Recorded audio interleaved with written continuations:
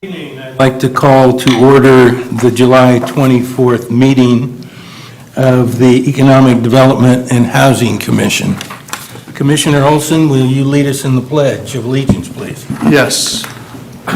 Please stand.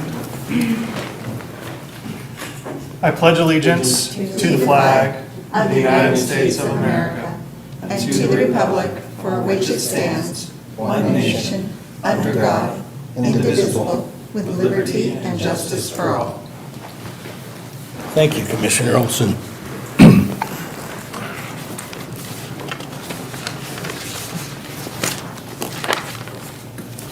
So tonight's agenda is available on the counter along with the request to speak cards. A reminder to to everyone, that the request to speak cards should be completed and turned in to the clerk prior to the completion of any staff presentation. For those speakers wishing to speak on items not on the agenda, but within the jurisdiction of this commission, please write item number on your card. All speakers will be limited to 3 minutes. Please note that this meeting is being recorded and televised, so all speakers, in order to be recognized, must be called by the chair and come forward to the microphone. Speaking in public may cause some individuals to be uncomfortable, so everyone is asked to be professional and respectful. Thank you. The first item on the agenda is presentations by the public on matters not on the agenda within the jurisdiction of this commission. Are there any presentations or speaker cards? No. There being none, thank you. We'll move on to item number 2. On the consent agenda, consideration for approval of the May 22nd, 2019 Economic Development and Housing Commission meeting minutes. I will recuse myself from that because I wasn't present. I have no knowledge of the items. So do I have a motion? I'll make a motion to approve with one correction, and that is to the date regarding the West Sacramento Annual Picnic. That was June 2nd, not June 12th. Okay, so noted. Any other comments? No, I second. It's been moved and seconded.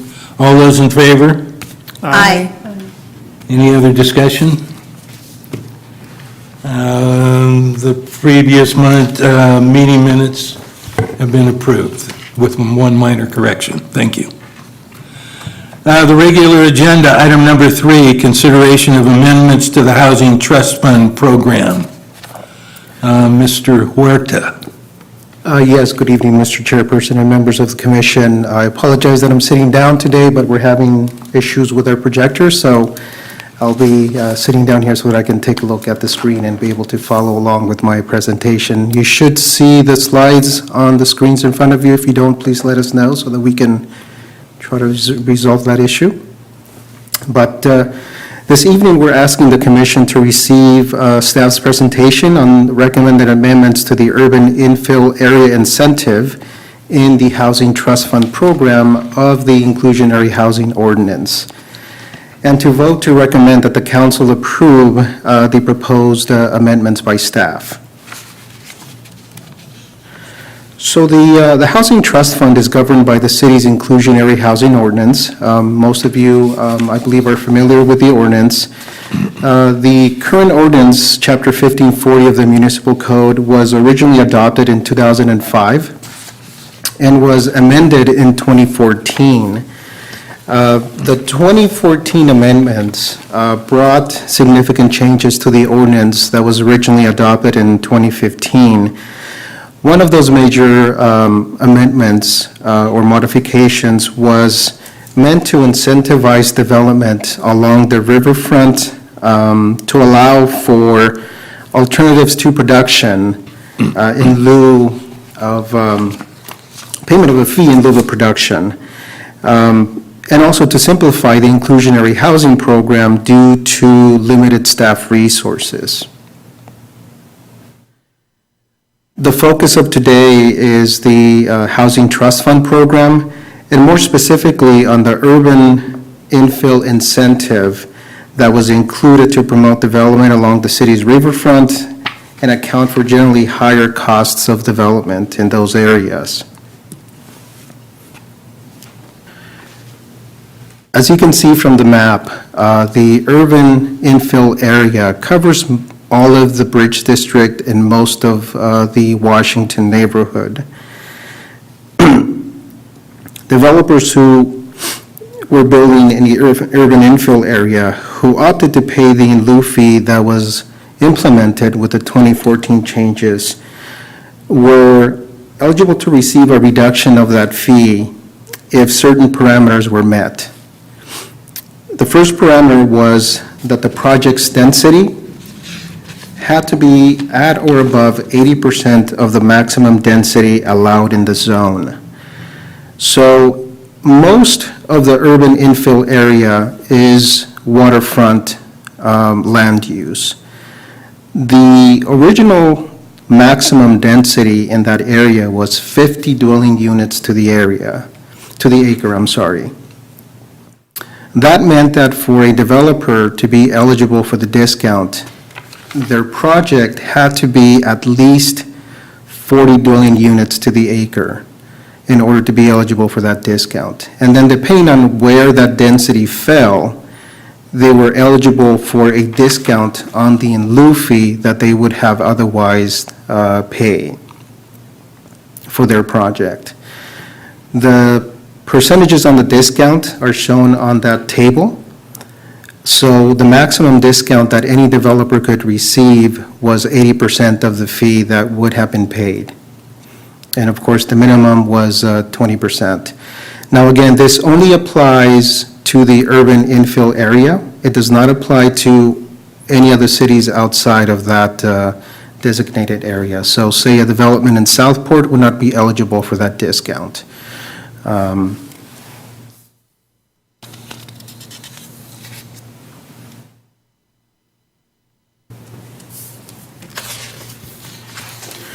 So the formula worked fairly well since the adoption in 2014. However, with the new general plan, which was approved by the City Council in late 2016, I believe, much of the zoning in the urban infill area was significantly increased. And again, I'm pointing to the zoning requirements for density in that waterfront land use designation.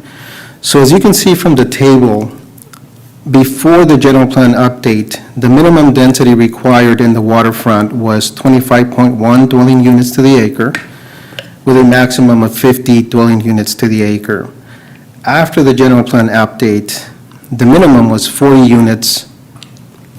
dwelling units to the acre, and a maximum of 120 dwelling units to the acre. That more than doubled, which meant that it really made the formula to provide any incentives to a developer pretty much obsolete.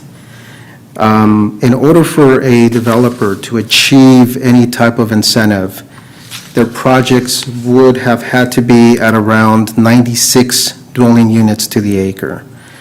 And that's very unachievable at this point. There are very few projects that are able to meet that type of density.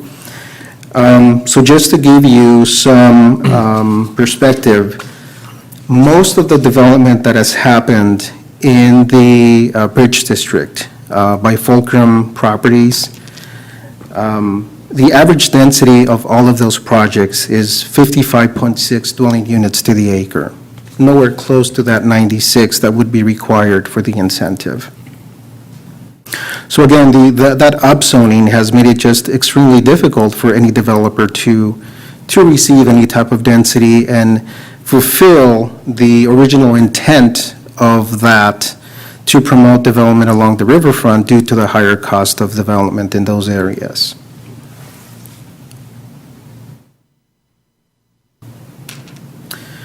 So staff is proposing to amend the incentive calculation so that instead of basing it on the maximum, density for the area,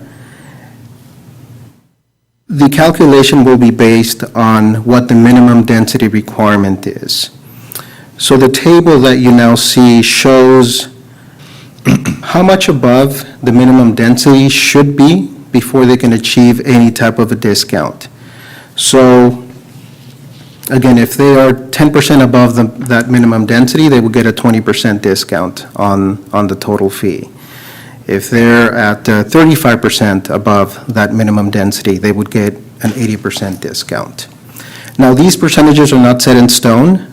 This is just what we have originally come up with, and that's some of the direction that we're seeking from the commission tonight, is to tell us whether we're heading in the right direction or not.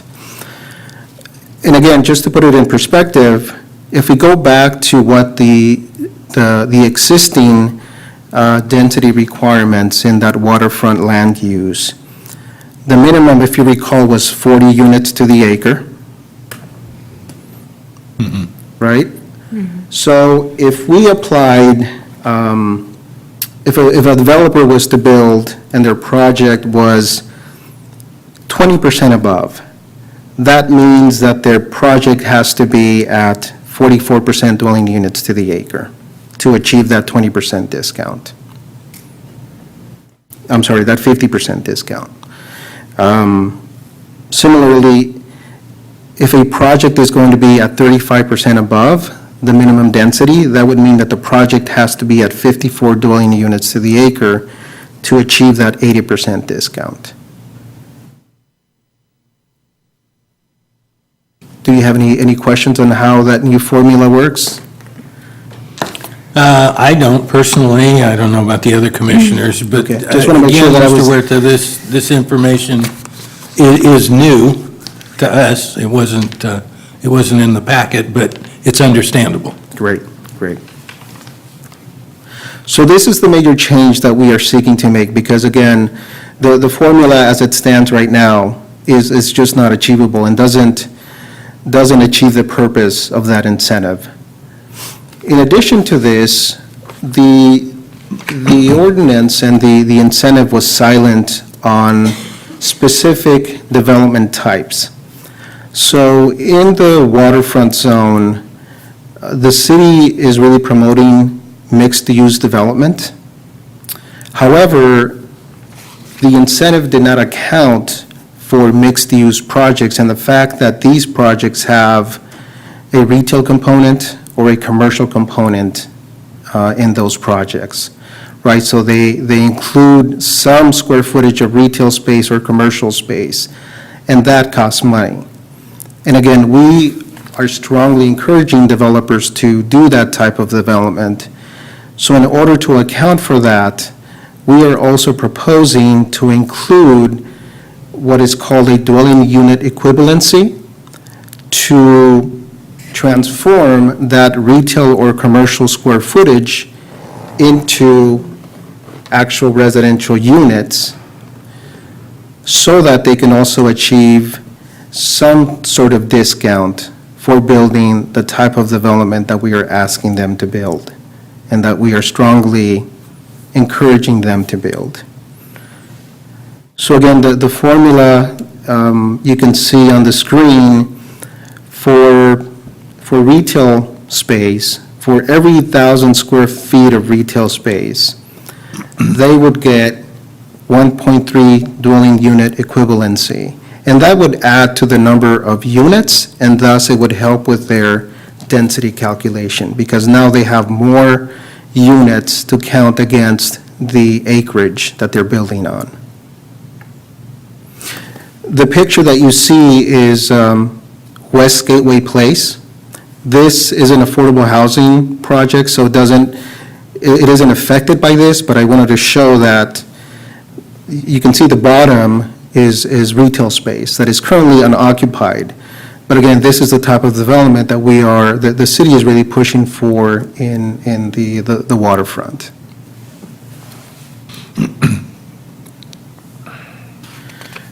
The other area that the incentive was silent was on structured parking. When you're talking about buildings that are 50, 60, 70 dwelling units to the acre. You're talking about structures that require more than just surface lot parking because there isn't the land to be able to do surface parking lots. So most of these projects are going to have some sort of structured parking, whether it be podium parking like you see on the bottom photo or wraparound parking. This type of parking structure incorporated into the design of the residential development is very expensive as well. So again, we are hoping to find a way to provide some incentive to the developer for doing this type of design and building this type of product that we are strongly encouraging. We don't have a mechanism yet on how to calculate the incentive. We have considered giving an additional percentage points of discount, say 1 percentage point or 2 percentage points, to allow them to achieve a slightly greater discount on the fee because they have one of these types of structured parking. And last is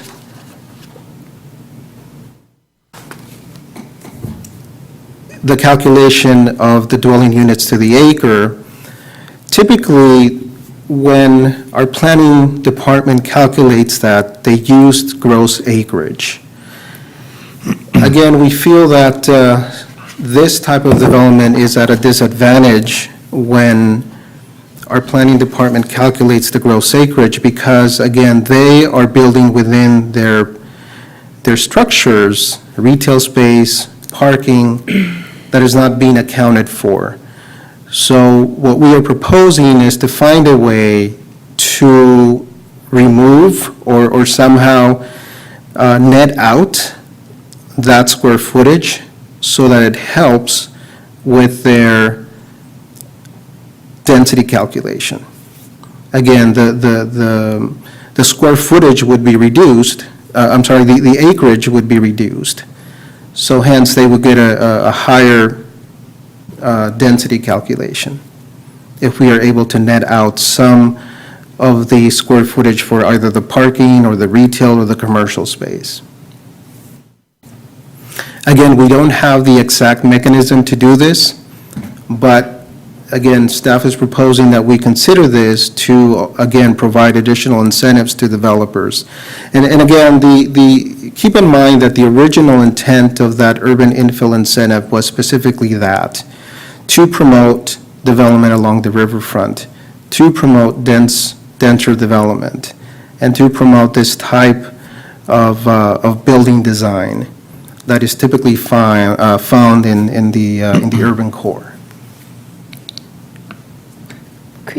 I'm having a hard time understanding the urban infill area incentive. Could you give me an example of that? Sure. So with the changes in 2014, the ordinance allowed for developers to pay a fee in lieu of building units within their developments.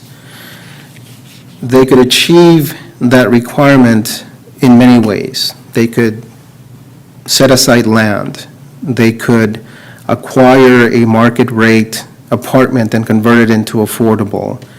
They could find an at-risk existing affordable housing development that was getting ready to convert to market rate and maintain it as affordable. Or they could request to pay a fee instead of building those units. The fee is a per market rate unit fee. So every time that a developer comes and requests to pay that in lieu fee, if, say, they're building 100 units, we would calculate that in lieu fee by 100, and that's the fee that we collect from them, put it into the housing trust fund, and we use that money to leverage other funding sources to ultimately build affordable housing developments. So that is how a portion of West Gateway Place was built. Some of the financing came from city housing trust funds that was then leveraged with other state and federal resources to ultimately build that project. That is how our permit supportive housing development that is currently in the works is going to be built. As you may recall, the City Council about a month and a half ago now, approved funding from our Housing Trust Fund to begin the pre-development activities for that project. That funding that was committed and loaned to the developer from that Housing Trust Fund is being leveraged to apply for other funding from the state or HUD to obtain the additional financing for those projects. The in lieu fee, are we talking about thousands of dollars, tens of thousands, hundreds of thousands? Currently, the per market unit in lieu fee is $6,375. So yes, we're talking about, depending on how big the project is, we're talking 500,000, close to $1 million, 800,000 that the developer would have to pay. And please tell me if I'm wrong. One of the reasons for focusing on infill development is to help meet our regional goals for reducing vehicle traffic and congestion and pollution, right? That So is- it's not about affordable housing. This part is about reducing pollution. It's part of that, yeah. I mean, obviously, we do want to promote the development of affordable housing in the Bridge District and in the Washington neighborhood, but that you just mentioned is a big component of what we're trying to achieve as well. So have you had developers balk? If they say, if I don't get my 20% discount, I'm not building here? So we have had developers tell us that our fees are, just in general, not just the in lieu fee. And actually, the in lieu fee is probably the one fee that gets mentioned the least. But the city's fees in general are very high compared to other cities, and Katie can probably elaborate on that more. So this actually grew out of a 2007 council strategic initiative how did we need to change our standards in the city to incentivize the type of mixed-use infill that we were looking to achieve, realize the blueprint, SACOG blueprint build out, and to shift patterns of development in that way. And at that time, we began to hear from the development community about the burden of the cost of that type of production and how our fees were contributing to that. Recently, we have been doing a lot of analysis on our fee load, because what's been happening is that every time we do a new master plan and we load all these improvements and major repairs, and we come forward with a fee, but no one ever says, well, cumulatively, now you've gone from $47,000 per unit to $67,000 per unit by the time we are updating our fees. And what we have found since I've become the director now is we've had 4 developers walk from projects that were fully entitled and ready to build. So that's overall something that we're looking at addressing. We're going to be doing some workshops with council in the next few months. We've done a lot of analysis. We've looked at our comparative set across the river, and at some recent research that's been done. So we do feel that we need to be very careful in terms of overburdening the feasibility of these mixed-use projects. Podium parking is about $30,000 per space. The property in the Bridge District and in Washington now and that's good news, that's due to our successes, but it's very expensive land, and developers will need to build very dense. And the cost all in of that is reaching sometimes $500 a square foot, that, in our market with our rents and our costs of labor are the same as San Francisco. It is something that we're really paying attention to and we want to address moving forward, and at the same time, protect our affordable housing program as much as, we'll protect it and make sure that we're successful in building the number of units that we need to build. Thank you.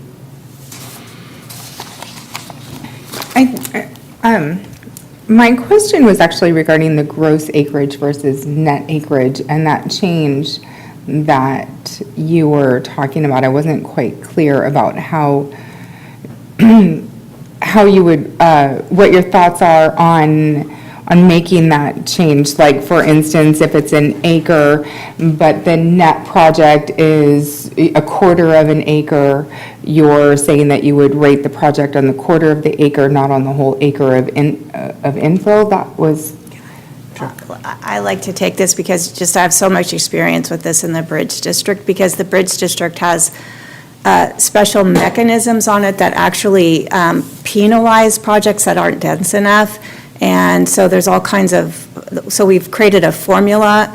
And what we found is, for example, if you are using a gross acre, but structured parking is required, and you build a separate parking structure, and yet that's important, that cost a lot of money, but if it's the gross acre, then you might not meet any density requirement that you have, because half of your property is into a structure see. parking. Okay. The other challenge there is something really positive, where these developers are realizing that people that are living at responsible densities, living in these more dense products, they need common space, they need outdoor space, they need they need plazas and areas that they can use as their front yards and to have time outside. So that's another thing. If you think about, I don't know if you've been to the 980 Central project, but it's a beautiful project, it's beautiful, high quality, it has this Moroccan tiled central patio, but if you say, well, that's a patio, and you net it out, then it's reducing the density count. So it's complicated, and we haven't quite refined exactly what the formula will be, but we have to take all these things into account so that we don't have unintended consequences. So our charge tonight is to recommend that you take this to council. And as you just admitted, that everything isn't finalized and refined, like the structured parking, the net acreage calculation. I went and found the book of fees, at least the copy I have dated May 30, 2014, which talks about in lieu fees and density and urban infill. So my question is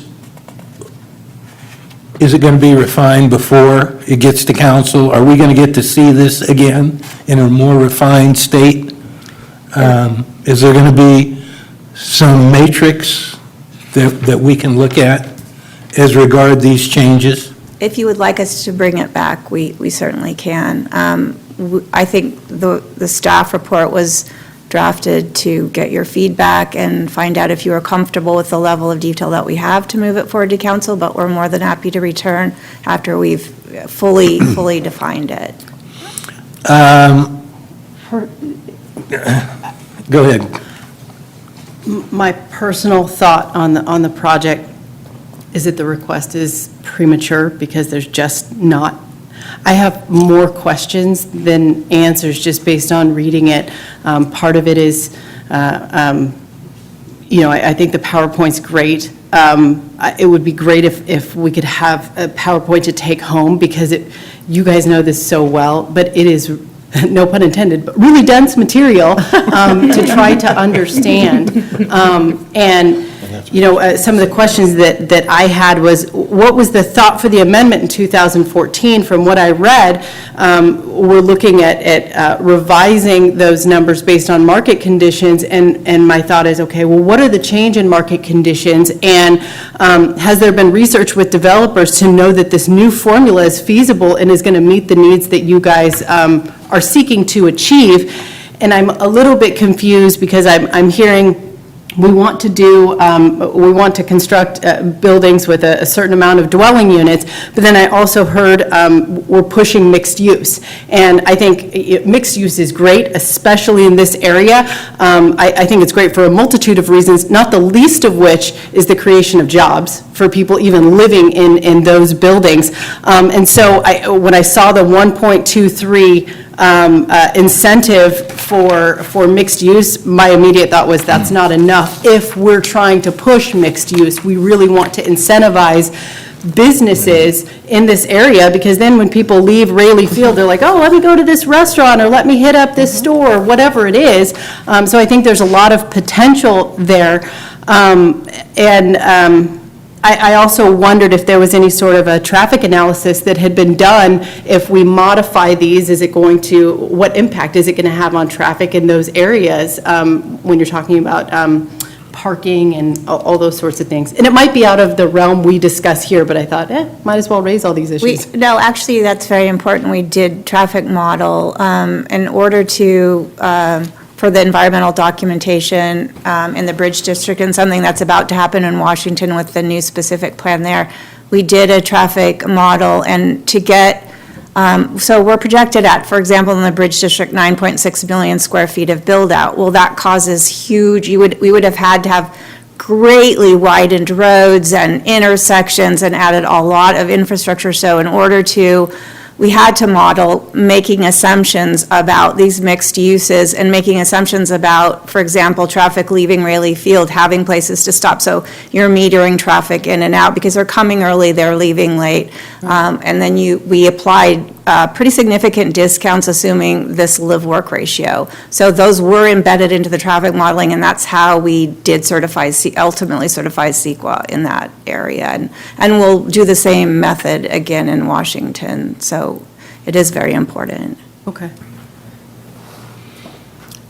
I agree with your comments. Thank you. And just to, yes, have you talked to developers? Is this going to, as in your report down in budget and cost impact, the reduction will encourage dense urban development along the city's waterfront or riverfront?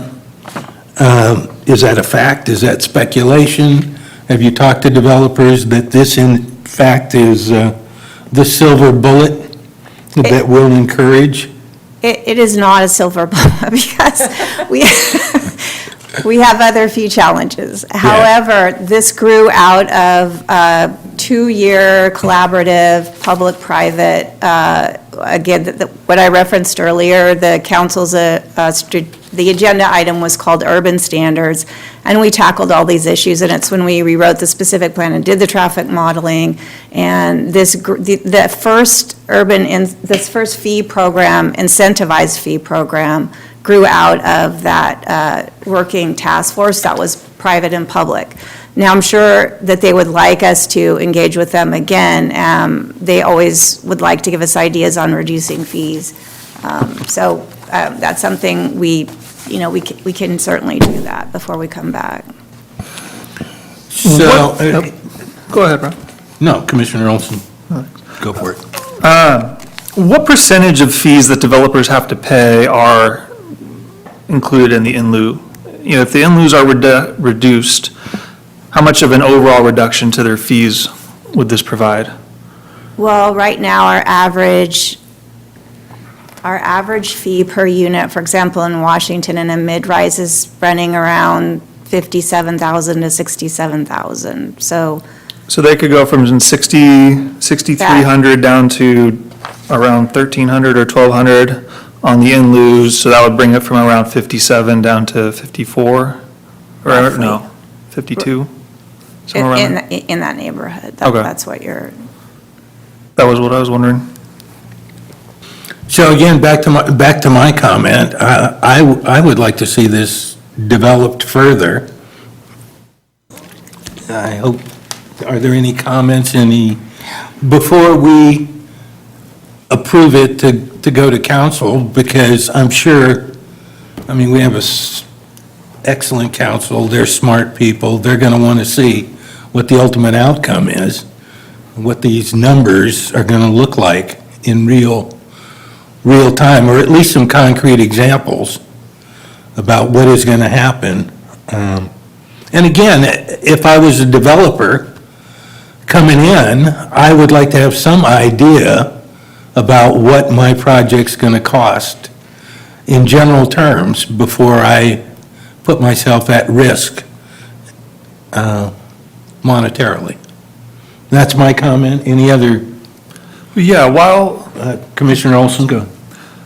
When you were coming up with this, did you have any ideas on the parking incentives or the gross first net acreage that you guys have thought about that we haven't heard yet? Or where in the ballpark are we on being close to something? I think we probably, I'll let Raul respond. I have a sense of how I'd like to treat a separate structure, and I have a sense of how we'd like to net out a common patio or green space that's shared. I think we have the ratio on converting commercial, how we would convert that to units and count it as a unit. I think we're still thinking about the podium issue and how to treat that a little bit. And how to because I've seen what's happening with this density penalty that we manage, and sort of how that, we weren't contemplating everything. We want to carefully think about how we describe what would be net. What is the net acreage? What is exactly in it and not in it, so that it's really clear. Any other comments? Yes, Commissioner. I just want to say, I think this is a lot of great work. I'm glad that you're thinking about this. I love that our city is always looking for ways to make us better, stronger, faster, more nimble, and to get the best builders in the area and to meet the needs of our growing city and especially our affordable housing. I feel like I'm on the council with some really smart people, and I agree with Crystal and Ron that probably some more details need to go into this before it goes to council. My one thought was that I think that 80% for meeting 35% of the density, I think that's a little generous. I think that's what you had in the, No, it was in the PowerPoint. it was in the PowerPoint, sorry. Anyway, but it was, Yeah, it's 35% above the minimum density. is so what we have it at. 35% above the minimum density, you get an 80% break or 80% discount on 80% discount what you would otherwise pay in the in lieu fee.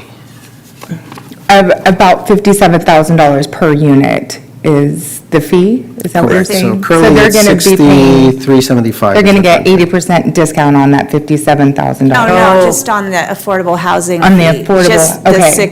$6,300 fee only. No, Okay. that we are not proposing Okay. any discounts on any other fees. Okay, and that was my other thought is that, yes, what fees are the builders really balking at? And maybe address that because our goal is to build out our infill areas, our urban, with high dense quality housing. And if this incentive, so like maybe doing a survey about what sort of incentives seem to work best, but I also love the fact that you are really looking for the future of, affordable housing and how we can, fund our housing trust fund. So that's my comment. Thank So, you. Go ahead, Commissioner White. I'm going to kind of go the other way, and I think that this is excellent. Having just presented, so I just wrote some parking codes for the city of Sacramento, woo-hoo, and presented them to their planning commission. And sat and listened to developers pitch the new 10th Street development, affordable housing development, and they talked about these dwellings too, this dwelling, how to get Units here. per acre. These are 310 square foot apartments. They're smaller than a hotel room. And I think if we hold people to that, we end up missing our goal of building housing for everyone. There aren't that many people who can live their lives in a 300 square foot home. And so I would say rewarding people and giving, from what I've heard from developers too, about how fees are killing them, and they are not all our fees. There's state fees, there's Caltrans fees. There's some things that are just out of a city's hands. But to show that we're trying by giving them an 80% discount on the in lieu fee for 35% above, I think that that's a great way to go. I think it says a lot to the developer community about how we're trying to do something.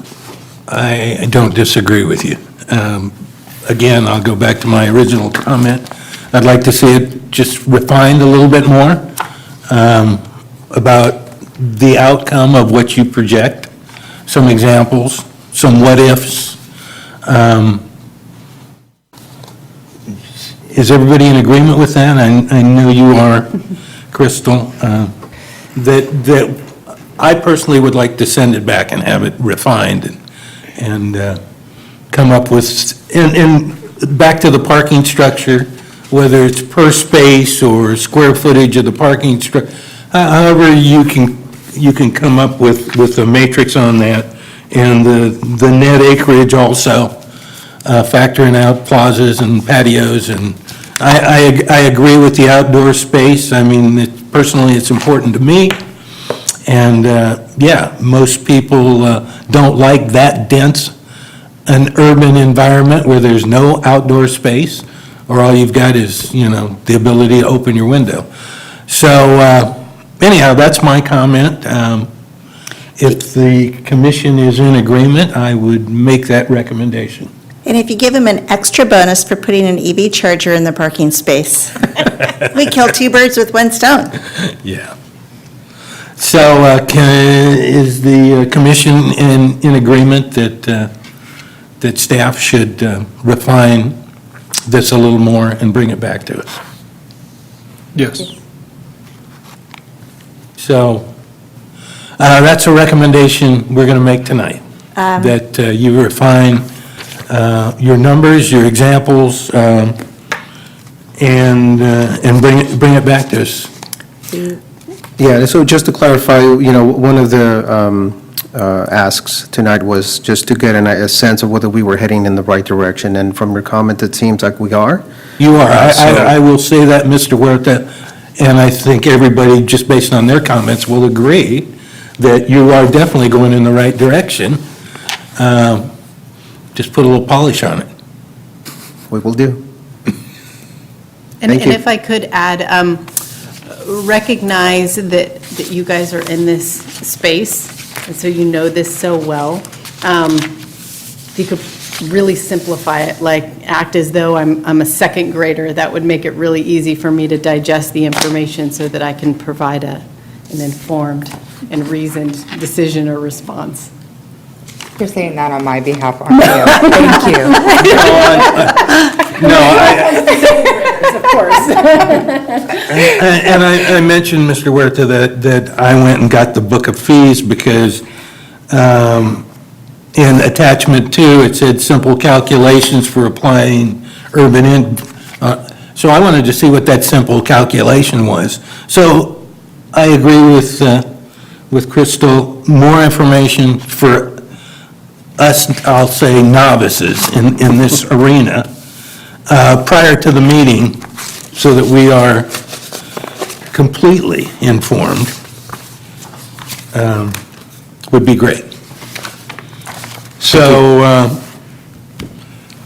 are there any more comments? I'd like to close this item. Any more comments? So that's our recommendation, that we look forward to seeing you back again on this issue. So moving on to general administrative items, number 4, requests and comments from commissioners. Any? I would like to say thank you for bringing the business development packet. Thank you. Oh, yeah, wherever. Yes, thank you for that. Yes. Again, my comment about more information is a good thing. Any staff updates? Good evening, Chair, Commission members. We have a few updates.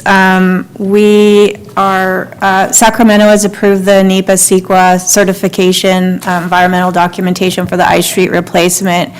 Our council will be taking that up August 7th, and after that point in time, we'll be moving into the property acquisition associated with the new bridge and completing design. I think that they're finishing. There's been a series of several public engagement meetings about the architecture of the bridge and getting public comment on that, and I think that also is nearing completion. Congratulations on that. Oh. Yay. Yes. So a final design hasn't been selected yet? Not yet. Okay. But just getting to Sacramento to agree, that's like a huge cause of celebration.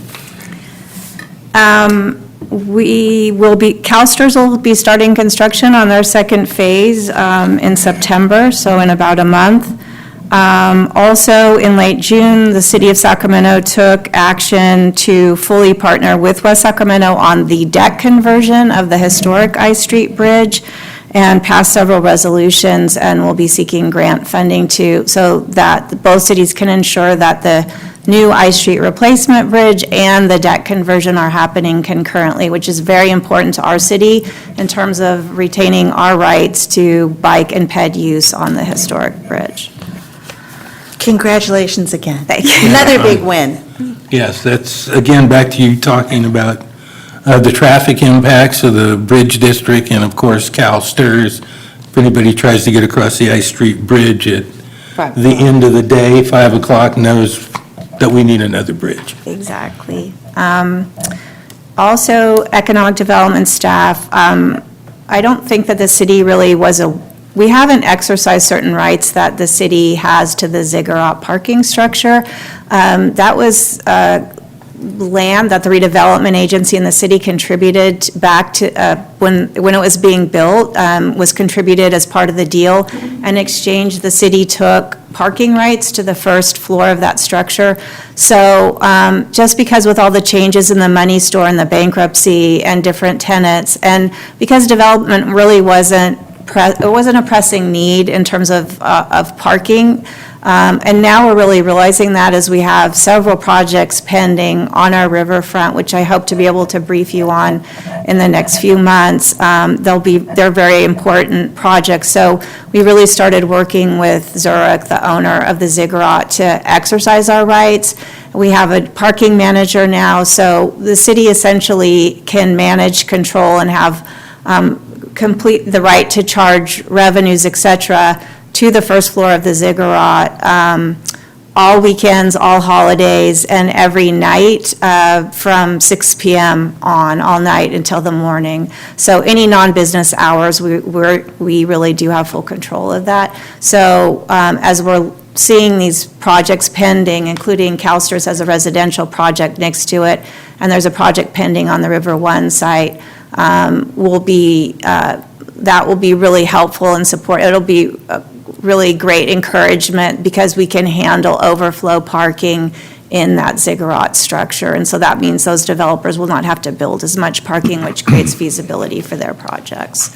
So that's been going well. It's taken us several years to sort of get in touch with the right individuals at Zurich and begin to really assert our rights. So I feel like that was a good accomplishment for our department recently. And that is that's my updates for this evening. Any calendar of events? Thank you for the updates. Just wanted to point out on August 3rd, Saturday, there's a Summer Night Lights event in Bridgeway Lakes Park at 6 p.m. And then on August 6th, Tuesday, it's National Night Out, and events will be happening at various addresses. And then on August 24th, Saturday, it's Farm to Park, and that will be also at the Bridgeway Lakes Boathouse at 5. Okay, thank you for those event announcements. Is there anything else, commissioners, staff? Nothing? With that, I'd like to adjourn this meeting. I second that. All those in favor? Aye. This meeting is adjourned. Thank you.